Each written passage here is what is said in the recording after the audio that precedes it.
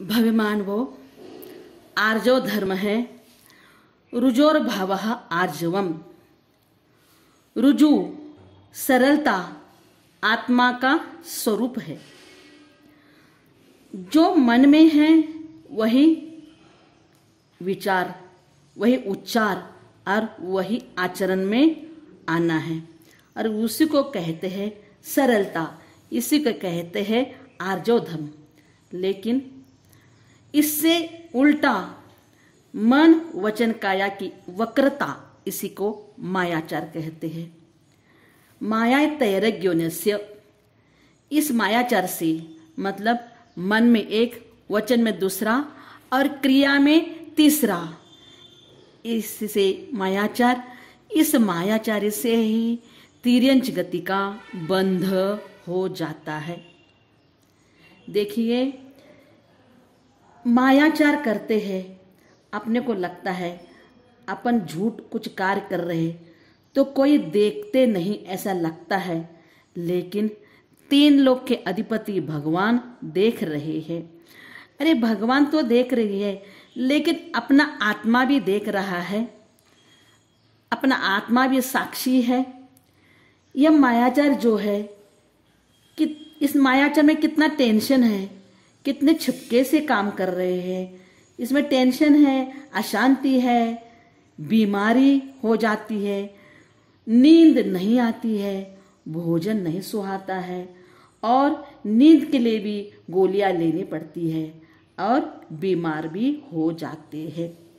लेकिन जो सरलता है, आर्जो धर्म है, मन में सरलता है, इस सरलता में क्या है? प्रसन्नता है। चेहरा कितना प्रसन्न सुंदर लगता है, इसमें शांति है, समाधान है, स्वास्थ्य उत्तम रहता है, निरोग रहता है, और नींद भी खूब अच्छे से आ जाती है, भोजन भी अच्छे लगते हैं। मतलब आर्जो भावना में सुख शांति समाधान है। देखिए, मोती में यदि छेद सीधा है तो धागा पिरोया जा सकता है, अन्यथा नहीं। साइकिल का भी हैंडल यदि चलाते समय सीधा रखे तो मंजिल तक पहुंच जाते हैं, नहीं तो बीच में ही दुर्घटना हो जाती है। सांप भी बाहर टेढ़ा मेढ़ा चलता है, परंतु जब उसे अपने बिल में जाना होता है उस समय उसे सीधा होकर ही जाना पड़ता है। इसी प्रकार जब ये व्यक्ति मायाचार, छल कपट, धोखाबाजी, बेईमानी, विश्वासघात ऐसे कार्य करता है तो उसे संसार में परिभ्रमण करना ही पड़ता है। जब नेकी की राह पर सीधा सरल भाव से रहता है, आर्जो भाव को धारण करता है, तो वह सीधा स्वर्ग मोक्ष की प्राप्ति कर लेता है। तो भव्य मानव अपने को भी सीधा सरल भावना रखना जरूरी है। अनंतानुबंधी जो मायाचार है वो संसार परिभ्रमण करना पड़ता है। अप्रत्याख्यान मायाचार है, यह अगर 6 महीने रहता है, इससे भी अगर ज्यादा रहेगा तो अनंत संसार के लिए कारण पड़ता है। और प्रत्याख्यान और मायाचार है वो जहाँ से 15 दिन तक ही रह जाता है। संज्वलन मायाचार जो है वो बस अंतर मुहूर्त में ही फिर से छूट जाता है। तो भव्य मानव अपने को निरंतर सरल भावना रखनी जरूरी है। अपने शास्त्र भी पढ़ते हैं, तो शास्त्र में जैसा अर्थ है उसी के अर्थ के अनुसार ही चलना चाहिए। शास्त्र स्वाध्याय करते हैं, उस अर्थ बताते हैं, जैसा है वैसा अर्थ करना चाहिए। अगर एक काना मात्रा कुछ भी अपन अर्थ का अनर्थ हो जाएगा तो तिर्यंच गति का बंद करना पड़ता है। पूर्वाचार प्रणीत जो शास्त्र है उसमें कुछ छिपाना नहीं चाहिए। और उसके अलावा अगर जिस गुरु ने रास्ता दिखाया है, जिस गुरु ने मार्गदर्शन किया है, जिस गुरु ने इस संसार परिभ्रमण से छुटकारा पाने के लिए मार्गदर्शन दिया है, उन गुरुओं का भी नाम नहीं छिपाना चाहिए। देखिए, एक बार भगवान महावीर के समोशरण में भक्त लोग जा रहे थे। रास्ते में एक मुनि महाराज जी पेड़ के नीचे बैठे थे। तब एक भक्त जाते जाते मुनि महाराज को देख के वहीं पर रुक जाते हैं, उनका दर्शन कर लेते हैं और कहते हैं हम समोसन में जा रहे हैं। तब वे मुनिराज जी कहते हैं अच्छा हमारा भी नमस्तु, हम भी आएंगे, बस बातचीत हो जाती है। तब उस समय उस भक्त ने मुनि महाराज जी को पूछ लिया, नमस्तु महाराज जी, आपके गुरु कौन है, आपके दीक्षा गुरु कौन है, गुरु जी का नाम क्या है? तो उस मुनि महाराज जी ने अपने गुरु का नाम नहीं बताया और उन्होंने कहा अरे 3 लोकाधिपति जो भगवान महावीर है वही तो हमारे गुरु है, ऐसे उन्होंने कह दिया। तो इतने में ही उनका शरीर काला ठिक्कर पड़ जाता है और उस समय वो सरीनिक राजा भी बैठे हैं, देख रहे हैं। और ठीक है, वो भक्त सरीनिक राजा फिर समोसन में पहुंच जाते हैं, दर्शन आदि हो जाता है, उपदेश सुन लेते हैं, दिव्य ध्वनि सुन लेते हैं। फिर बाद में उन्होंने उन्हें मुनि महाराज जी के पास जो घटना घटी थी वो बता देते हैं, किस कारण से उनका शरीर काला हो गया। तब वह भगवान की वाणी हो जाती है कि उन्होंने अपने गुरु का नाम छपाया है, जिन्होंने मार्गदर्शन किया है, इस मोक्ष मार्ग पर लगाया है, उन्हीं का नाम छिपा दिया और अपने बड़प्पन के लिए भगवान महावीर का नाम बता दिया, इसलिए उनका शरीर काला हो गया। अच्छा ठीक है, इसके लिए उपाय? तो उपाय यही है कि वे अपने गुरु के पास जाकर जो गलती हुई है वो गुरु के सामने बोलना चाहिए और निंदा अगर रहा अपना प्रायश्चित लेना चाहिए, तब ठीक ठाक हो जाएंगे। तब इधर आके मुनि महाराज को बता दिया। ठीक है, मुनि महाराज अपनी गलती मान करके अपने गुरु जी के चरणों में जाकर अपनी गलती बता देते हैं, प्रायश्चित लेते हैं और फिर जैसे है उसी प्रकार से हो जाते हैं। कहने का तात्पर्य यही है कि जो भी है अपने गुरु का नाम भी छपाना नहीं चाहिए और शास्त्र में जैसा अर्थ है उसी प्रकार से अपने का अर्थ भी बताना चाहिए। प्रथमानुयोग, कर्णानुयोग, चरणानुयोग, द्रव्यानुयोग, चारों अनुयोग एक से एक श्रेष्ठ है। हम ऐसा नहीं कहना चाहिए कि हमको यही अनुयोग चाहिए, यही अनुयोग हम अच्छा नहीं लगता।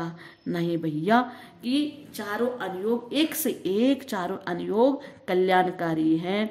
उसमें से एक मात्रा, अक्षर मात्रा भी कम नहीं करना चाहिए।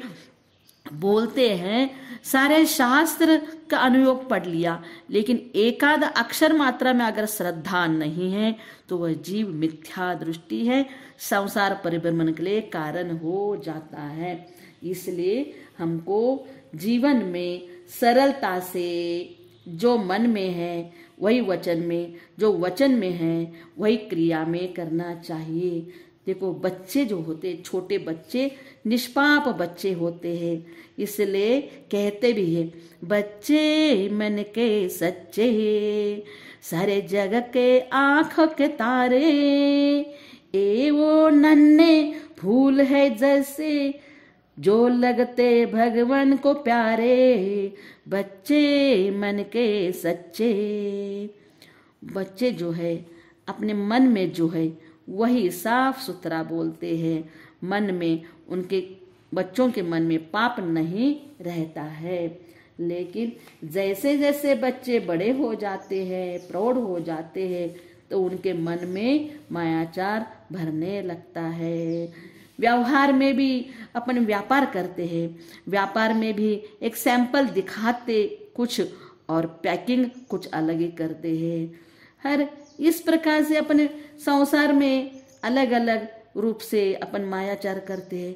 किस लिए मायाचार कर रहे हैं? धन संपत्ति वही वो इकट्ठा करके बाल बच्चों के लिए, परिवार के लिए मायाचार करते हैं। लेकिन मायाचार का फल किसको भोगना पड़ेगा? स्वयं को ही भोगना पड़ेगा। इसलिए हे भव्यात्मन, इसको समझाना चाहिए कि मायाचार नहीं करे, सरल भावना रखना चाहिए। तो देखिए अपना मन जो है ना, कि अंदर क्या भरा हुआ है। लेकिन अपना मन साक्षी देता है। अगर गलतियां भी हुई है, ये मन दूसरों को नहीं बताता है, लेकिन अपना मन साक्षी देता है। तोरा मन दर्पण कहलाए रे, तोरा मन दर्पण कहलाए। भले बुरे सारे कर्मों को देखे और दिखाए रे, तोरा मन दर्पण कहलाए। मतलब अपना मन साक्षी है, अपना आत्मा साक्षी होता है। अपना मन, अंदर से मन कहता है ये मेरी गलती है, ये मेरी गलती है। लेकिन बाहर के लोगों को कैसे बताऊं, ऐसा कहता है। सुख की कलियां दुख के काटे, मन सबका आधार। सुख की कलियां दुख के काटे, मन सबका आधार। मन से कोई बात छुपे न, मन के नयन हजार, मन के नयन हजार। जग से चाहे भाग ले कोई, जग से चाहे भाग ले कोई, मन से भाग न पाए, मन से भाग न पाए। तोरा मन दर्पण कहलाए, तोरा मन दर्पण कहलाए। तो इसलिए हे भव्यात्मन, अपन को लगता है कि हम अपन जो गलती कर रहे किसी ने नहीं देखा, लेकिन मेरा मन तो साक्षी है ना। इसलिए कि अपन दूसरों के द्वारा छिपा सकते, लेकिन कर्म से कभी छिप न जाएगा। कर्म कभी न कभी उसका फल देगा ही देगा। इसलिए आर्जव धर्म है, आर्जव धर्म। इसलिए हे भगवान कि आत्मा का स्वरूप कैसा है, साफ सुथरा है। सरलता, आत्मा का स्वरूप सरलता, साफ सुथरा है। ऐसे ही अपने इस साफ सुथरे दर्पण में अपने प्रतिबिंब झलकती है। ऐसे ही साफ सुथरी आत्मा में परमात्मा का प्रतिबिंब झलकता है। इसलिए अपने भगवान को रूप देखे अपने स्वरूप को देखना है। और यही सरलता है, यही रुजुता है, और यही आर्जव धर्म है। ओम नमः, ओम ह्रीं आर्जव धर्मांगाय नमः।